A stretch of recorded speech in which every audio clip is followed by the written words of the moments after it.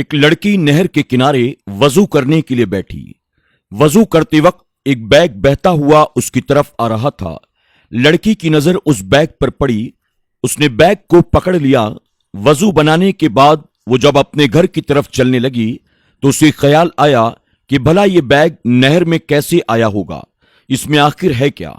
وہ سوچنے لگی کہ آخر میں دیکھوں تو صحیح اس بیگ میں کیا ہے۔ اس نے بیگ کو کھولا تو دیکھا اس میں بہت سارے پیسے موجود ہیں۔ پیسوں کو دیکھ کر وہ حیران ہو گئی کیونکہ وہ بہت غریب گھر کی لڑکی تھی۔ اس نے کبھی اتنے پیسے پہلے نہیں دیکھے تھے۔ وہ ادھر ادھر دیکھنے لگی کہ کوئی مجھے دیکھ تو نہیں رہا ہے۔ اس نے جلدی سے بیگ کو بند کیا اور اپنے گھر کی طرف روانہ ہو گئی۔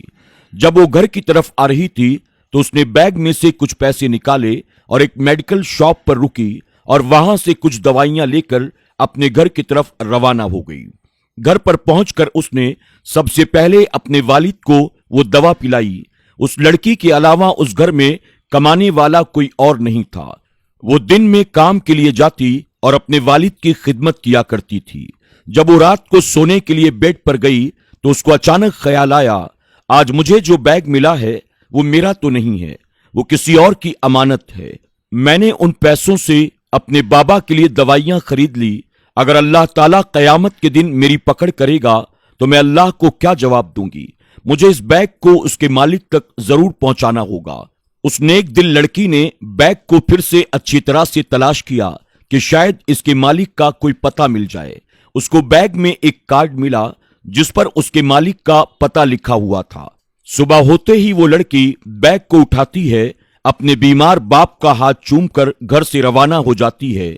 وہ کئی گھنٹے چلنے کے بعد آخرکار اس جگہ پر پہنچ جاتی ہے جہاں کا پتہ اس کارڈ پر لکھا ہوا تھا۔ وہ کارڈ نکال کر ایک شخص سے پوچھتی ہے، بھائی صاحب یہ پتہ کہاں کا ہے؟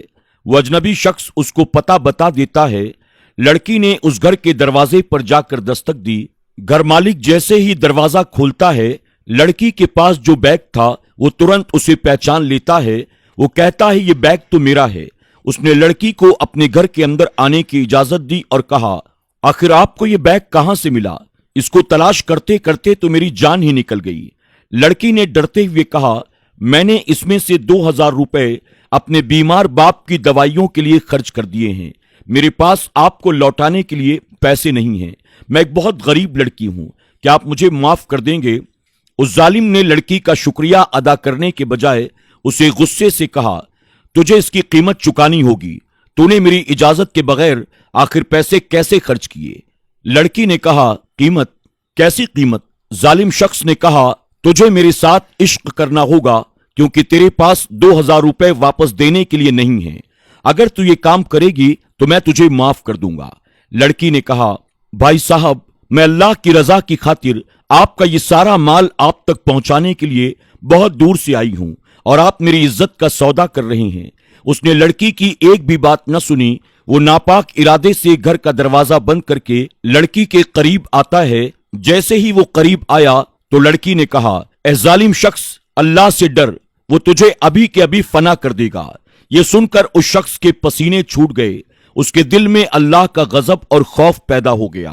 اس نے اس پاک دامن لڑکی سے کہا، بہن مجھے معاف کر دو، تم ایمانداری کی خاطر میرا مال واپس دینے کے لیے آئی، تمہارا شکریہ ادا کرنے کے بجائے میں نے تم پر گندی نظر ڈالی۔ یہ لو، یہ 50,000 روپے میں تمہیں انعام کے طور پر دیتا ہوں کیونکہ تم نے مجھے اللہ کا ڈر اور خوف یاد دلا دیا۔ میں بڑا ظالم انسان ہوں، میں دنیا کے نشے میں ڈوبا ہوا ہوں، آج تم نے اللہ کی یاد دلا دی۔ وہ لڑکی خوش ہو کر اللہ کا شکر ادا کرتی ہے اور وہاں سے چلی جاتی ہے۔ بے شک اگر آپ کے ارادے نیک ہوں تو اللہ کبھی بھی نیک اور ایماندار لوگوں کو اکیلا نہیں چھوڑتا۔ بے شک اللہ ہر چیز پر قادر ہے۔ اس غریب لڑکی کے نیک ارادوں کی وجہ سے اللہ تعالیٰ نے اس کے اوپر ظلم ہونے کے بجائے اس کو بڑے انعام سے نوازا ہے۔ یاد رکھیں، آپ کی نیت جیسی ہوگی آپ کے ساتھ ویسا ہی ہوگا۔